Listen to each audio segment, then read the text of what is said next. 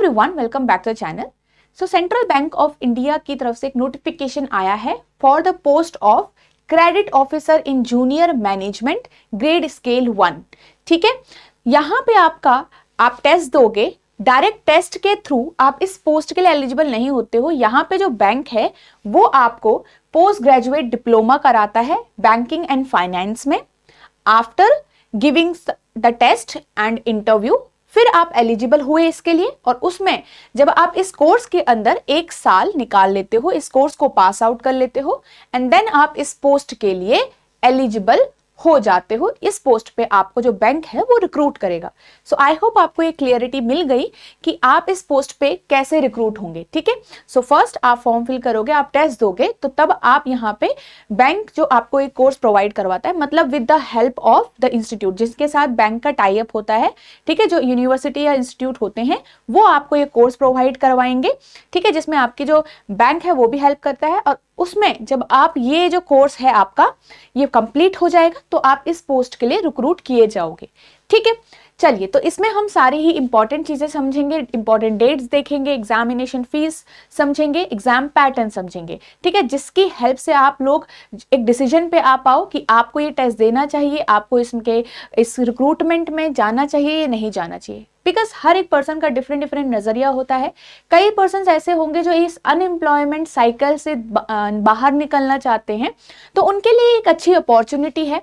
ठीक है, तो यहाँ पे आपको एक स्केल 1 ऑफिसर के उसमें आप यहाँ पे जॉब ले सकते हो। ठीक है, तो यहाँ पे आपका ये कोर्स भी हो जाएगा और काफी चीजें आपको यहाँ पे मिल जाएंगी। ठीक है, तो हम इसमें धीरे धीरे चीजों को पढ़ते हैं ताकि आप इसमें सारी चीजें समझ पाओ। ठीक है, सबसे पहले बात करेंगे वैकेंसीज के बारे में कि कितनी वैकेंसी है, कितने मतलब पर्सन्स को जो बैंक है वो रखने वाला है। ठीक है, तो वैकेंसी आपकी यहाँ पे अगर जनरल की बात करें हम तो 405 वैकेंसी है। ठीक है, तो 405 वैकेंसी जनरल के लिए है, और ईडब्ल्यूएस के लिए 100 वैकेंसी है, ओबीएस के लिए आपके 270 वैकेंसी है यहाँ पे।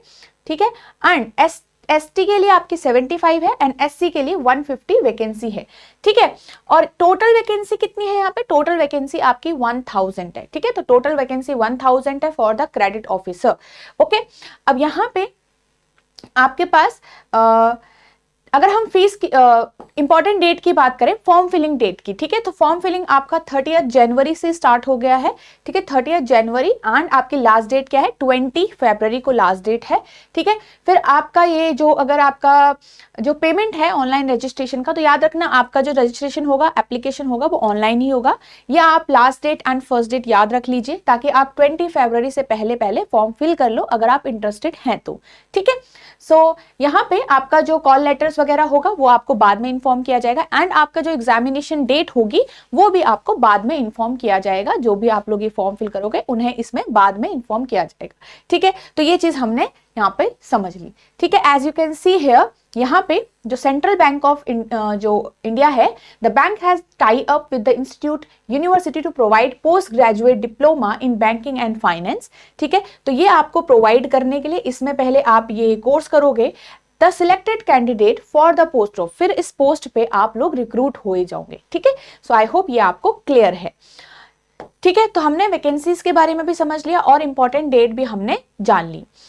अब अगर हम यहाँ पे सैलरी की बात करें, which is very very important, तो बेसिक सैलरी आपकी काफी अच्छी है, अराउंड 50,000 आप देख सकते हो। ठीक है, अराउंड 48,000 समथिंग आपका है, तो इसको हम ऑन एवरेज लगाएं तो हमारा 50,000 के आसपास जो आपका बेसिक सैलरी यहाँ पे बन रहा है, जो आपका पे सैलरी स्लिप है। ठीक है, अगर आप इस पोस्ट पे रिक्रूट किए जाते हो तो। ठीक है, after 1 year of after the course. ठीक है, चलो ओके, इसमें हम नेक्स्ट समझते हैं जो हमारे पास एलिजिबिलिटी क्राइटेरिया होगा। अगर हम एज की बात करें तो एज बहुत इंपॉर्टेंट है। अगर आप 20 ईयर्स से ऊपर के हैं तो ही आप इसके लिए एलिजिबल हैं, और अगर 30 ईयर्स से नीचे हैं तो आपका जो मिनिमम एज है वो 20 है और जो मैक्सिमम एज है वो है 30।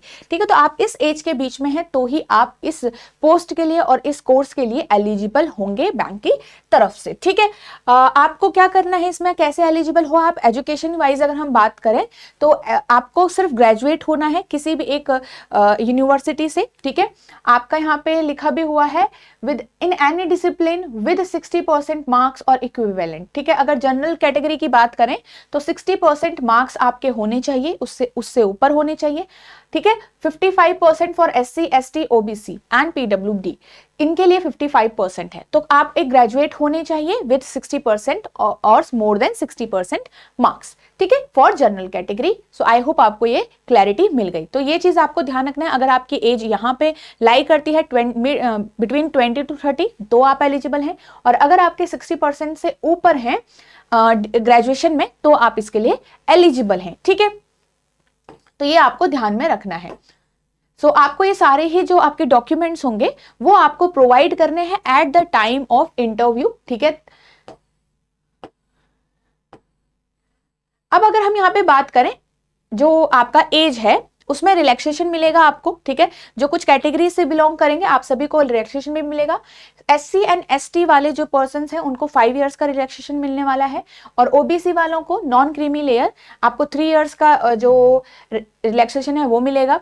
देन PWD वालों को आपको 10 इयर्स का मिलेगा। देन बाकी सब widowed, divorce women, women legally separated from there husband, से सारी चीज इनमें आपको क्या लिखा हुआ है, ठीक है। तो इसके लिए आप यहाँ पे रीड कर सकते हो, ठीक है। सो मेजरली आपका ये एज रिलैक्सेशन है। अगर आप किसी भी पर्टिकुलर कैटेगरी से बिलोंग करते हो तो आप यहाँ पे देख सकते हो, ठीक है।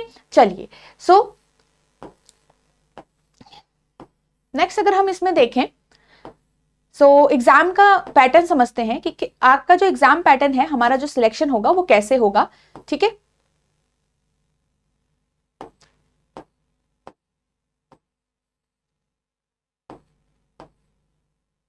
ओके, सो सबसे पहले तो जो हमारा सिलेक्शन प्रोसेस है उसमें हमारे पास एक ऑनलाइन टेस्ट होगा और उसके बाद इंटरव्यू होगा, ठीक है।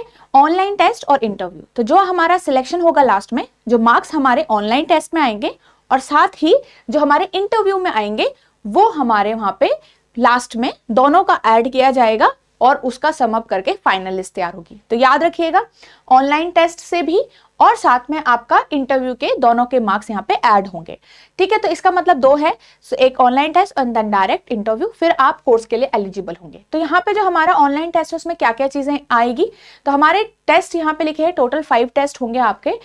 एक होगा आपका इंग्लिश लैंग्वेज का, जिसमें आपके 30 क्वेश्चन 30 मार्क्स के आएंगे। टाइमिंग भी गिवन है आपको, हर एक टेस्ट की आपकी सेक्शनल टाइमिंग है यहाँ पे, which is very important. 25 minutes given है आपको इंग्लिश लैंग्वेज।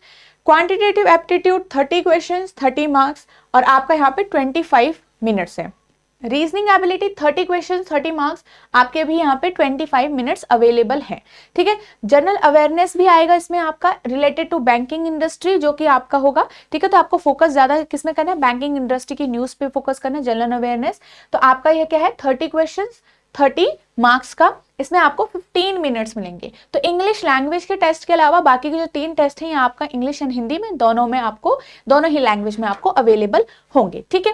नेक्स्ट आपका इसमें आपका एक तो ये टेस्ट है, उस टेस्ट को कंप्लीट होने के बाद आपका डिस्क्रिप्टिव भी ओपन होगा। तो इसमें आपको क्या करना है, आंसर्स को टाइप करना होगा, ठीक है। तो आपका जो नेक्स्ट है लेटर एंड ऐसे राइटिंग का है डिस्क्रिप्टिव में, जो इसमें आपके 2 क्वेश्चंस होंगे। तो एक में आपको लेटर और एक में आपको ऐसे के ऑप्शंस होंगे, ठीक है। जो आपके मैक्सिमम मार्क्स कितने हैं, 30 हैं, ओके। तो ये आपका कंप्लीटली इंग्लिश में आपको लिखना है, एंड इसके लिए आपको टाइमिंग कितना मिला है, 30 मिनट्स का आपको टाइम यहाँ पे मिला हुआ है, ओके। तो आपका यहाँ पे कंप्लीट ये है, ठीक है। अब यहाँ पे आपका जो ये चीज ध्यान रखनी है, जो आपका नेगेटिव मार्किंग है वो बिल्कुल भी नहीं है यहाँ पे, तो बहुत इंपॉर्टेंट है, ठीक है। तो कोई भी नेगेटिव मार्किंग आपकी नहीं है, बट यहाँ पे एक सेक्शनल जो आपका सेक्शनल आपका कट ऑफ है वो होगा, हर एक टेस्ट के लिए एक सेक्शनल कट ऑफ होगा, साथ ही ओवरऑल कट ऑफ भी होगा, जिसको आप पास आउट करोगे, मतलब अगर आप कट ऑफ को क्लियर करते हो, सेक्शनल कट ऑफ भी और आपकी ओवरऑल कट ऑफ भी, तभी आप इंटरव्यू के लिए एलिजिबल होंगे, सिलेक्ट होंगे, ठीक है। तो ये चीज आपको ध्यान में रखनी है, ओके। चलो,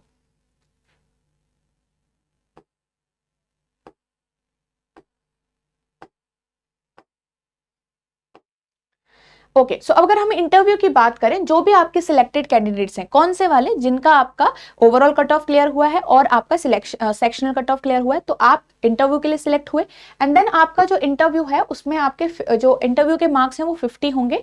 तो मिनिमम क्वालिफाइंग मार्क्स भी बताया गया है। तो जनरल कैटेगरी के, जनरल और ईडब्ल्यूएस कैटेगरी के जो भी कैंडिडेट्स होंगे उनको 50% चाहिए होंगे, किसमें, इंटरव्यू में। तो 50 का 50% आपको लाना पड़ेगा अगर आप इन दो कैटेगरी से बिलोंग करते हो, ठीक है। और जो SC ST OBC PWD वाले कैंडिडेट्स हैं उनको 45% आपका मिनिमम कट ऑफ होगा फॉर द इंटरव्यू, ठीक है। तो मिनिमम क्वालिफाइंग मार्क्स आपका कितना है, 50% for general EWS, 45% for others, ठीक है। तो फाइनल जो सिलेक्शन होगा वो आपका कहाँ होगा, जैसे मैंने आपको बताया, candidates in the online examination test and personal interview. तो जितने मार्क्स आपके दोनों ही टेस्ट में आया है उन दोनों ही को कंबाइन करके आपका सिलेक्शन यहाँ पे होगा, ठीक है। चलिए नेक्स्ट अगर हम इसमें जाने तो ठीक है, तो आपको यहाँ पे एजुकेशन लोन भी प्रोवाइड किया जाएगा, ठीक है। आप अगर बैंक से लेना चाहते हैं, सेंट्रल बैंक से लेना चाहते हैं तो सेंट्रल बैंक से ले सकते हैं, और अदर कोई आपके पास और किसी बैंक से लेना चाहते हैं तो वहां से भी आप एजुकेशन लोन ले सकते हैं, ठीक है। तो यहाँ पे आपको किस कोर्स के लिए बोल रहे हैं, जो आपका post graduate diploma in banking and finance course के लिए यहाँ पे बोल रहे हैं, ठीक है। चलिए, तो इस जो ये आपका इसमें होगा, the amount of course fee to be paid by the candidate and procedure of payment shall be informed letter. इसमें जब आप ये आपका कंप्लीट हो जाएगा, फाइनल सिलेक्शन हो जाएगा, उसके बाद आपको ये सारा प्रोसीजर के बारे में बताया जाएगा, ठीक है। और ये सारे ही कोर्स फी विल इंक्लूड, ये सारा जो कोर्स फी है वो क्या क्या इंक्लूड करेगा, will lodging, boarding expenses and education fee. तो ये तीनों ही चीजें आपकी किसके अंदर आएगी, कोर्स फी के अंदर आएगी। और ये कोर्स फी आपका बाद में रिइंबर्स भी होता है, इस पर भी हम बात करेंगे, ठीक है। तो आपका जो ये कंप्लीट 1 ईयर का कोर्स होता है उसमें आपका क्या है, जो ये 1 ईयर का कंप्लीट आपका मतलब आपका जो पोस्ट ग्रेजुएट डिप्लोमा है इसमें आपके 9 मंथ का तो क्लासरूम स्टडीज होती हैं एंड 3 मंथ्स का आपका ऑन साइट आपका वो होते हैं, ठीक है, इंटर्नशिप टाइप का, ओके, जिसमें आपको चीजें सिखाई जाती है ऑन साइट। और आपका जो कोर्स फी है वो कितना होता है ये समझ लेते हैं। ये आपका अराउंड होगा 3 से लेकर 4 लाख के बीच में, ठीक है। तो अराउंड 3 to 4 लाख के बीच में आपकी ये कोर्स फी हो सकती है। और जैसे मैंने आपको बताया, आपका यहाँ पे एजुकेशन लोन वगैरह भी आपको मिल जाता है अकॉर्डिंग टू द जो सिविल रिपोर्ट है सिलेक्टेड कैंडिडेट्स की, उसको सब कुछ ध्यान में रखते हुए आपको आप यहाँ पे एजुकेशन लोन के लिए भी एलिजिबल हो, तो आपको यहाँ पे वो भी अवेलेबल होता है, ठीक है। So after the successful completion of 5 years in bank, मतलब आप अगर कोर्स के बाद जब आप सिलेक्ट हो जाते हो, रिक्रूट हो जाते हो उस पोस्ट के अंदर, उसके 5 इयर्स कंप्लीशन पे, ठीक है, जब आप 5 साल कंप्लीट कर देते हो तो आपकी जो फी है वो भी रिम्बर्स हो जाएगी बैंक के द्वारा, ठीक है। तो सारी फीस आपकी रिम्बर्स हो जाएगी, बट याद रखिएगा कि आपकी सिर्फ कोर्स फी रिम्बर्स होगी और अदर खर्चे जो आपके बाहर के हैं वो नहीं होगा, ठीक है। तो कोर्स फी जो आपका भी हमने यहाँ पे बात की, तो जो क्या क्या इंक्लूड करता है, lodging, boarding and other expenses, तो वो आपका यहाँ पे रिम्बर्स हो जाएगा, but after completing the 5 years in bank, ठीक है। ये चीज आपको ध्यान में रखनी है, ओके। चलो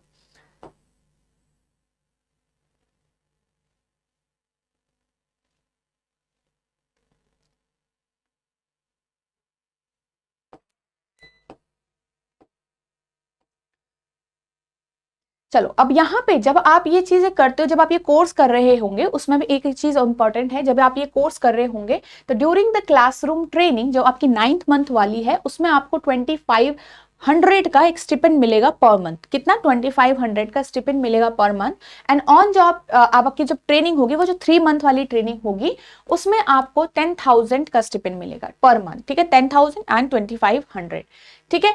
चलिए,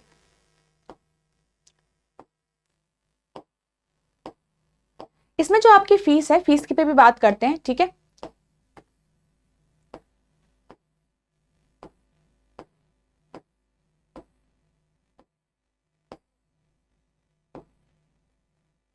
ओके, सो फीस आपका आ गया यहाँ पे, जो फीस का है आपका, ठीक है, यू कैन सी।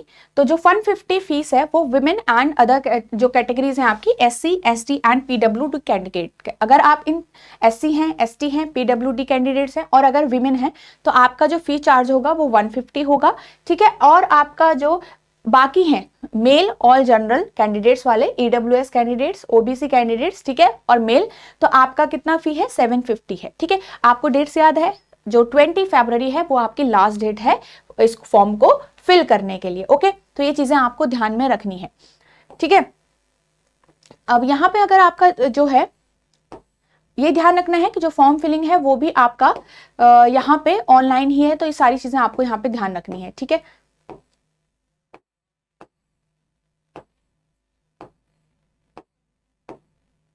चलिए, तो ये चीजें हमने जान ली, इंपॉर्टेंट चीजें हमने सारी जान ली है, ठीक है। तो आपको यहाँ पे जो भी इंपॉर्टेंट डेट्स होगी, एग्जाम की डेट होगी, वो बाद में बता दिया जाएगा, अभी ये चीजें फिक्स नहीं है, ठीक है।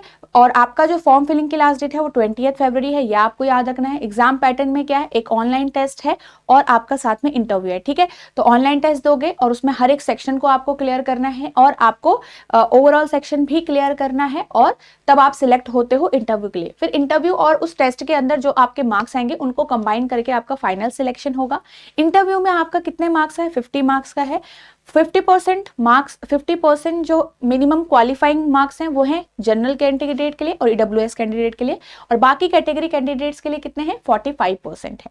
तो ये आपको क्लियर करना है, तभी जाके आप उस कोर्स के अंदर आप एलिजिबल होते हो, ठीक है। फिर आप जब 1 ईयर कंप्लीट कर लेते हो सक्सेसफुली, एंड देन आपका यहाँ पे एक टेस्ट हो सकता है जो आपका बैंक के द्वारा हो, ठीक है, जिसमें आप उसके बाद उस जो पोस्ट है क्रेडिट ऑफिसर वाली, उसके लिए एलिजिबल, उसमें रिक्रूट हो जाते हो, ठीक है। तो ये सारी चीजें आपको अगर लगता है कि आपको इस फॉर्म को फिल करना चाहिए, ठीक है, if you are someone who is interested in this, तो जरूर जाइए, ठीक है, और सारी जो इंपॉर्टेंट चीजें हैं उनको ढंग से रीड करिए। तो नोटिफिकेशन का लिंक आपको कंप्लीट जो नोटिफिकेशन है उसका इस वीडियो के नीचे ही मिल जाएगा, ठीक है। सो आई होप आप अगर इसको सिलेक्ट करते हो तो आप लोग इसमें अच्छे से पढ़ाई करोगे, ठीक है। जो जो भी चीजें हैं आपने देखा, क्या क्या टेस्ट हैं, रीजनिंग है, क्वांट्स है, ठीक है, आपका इंग्लिश है, और साथ में याद रखिए आपका जनरल अवेयरनेस भी है और डिस्क्रिप्टिव भी है। तो इन सभी की प्रैक्टिस अच्छे से करिएगा, ठीक है। अगर आप सोच रहे हो खुद को इसमें डालने की तो अच्छे से प्रैक्टिस करिएगा, एंड यू नो दैट जो भी आपकी कैटेगरी है उससे आपको फिल करना है, और आपको अच्छे से यहाँ पे पढ़ाई करनी है, okay. So all the best for everyone, और आई होप आपको ये सेशन अच्छा लगा हो, तो लाइक जरूर करिएगा।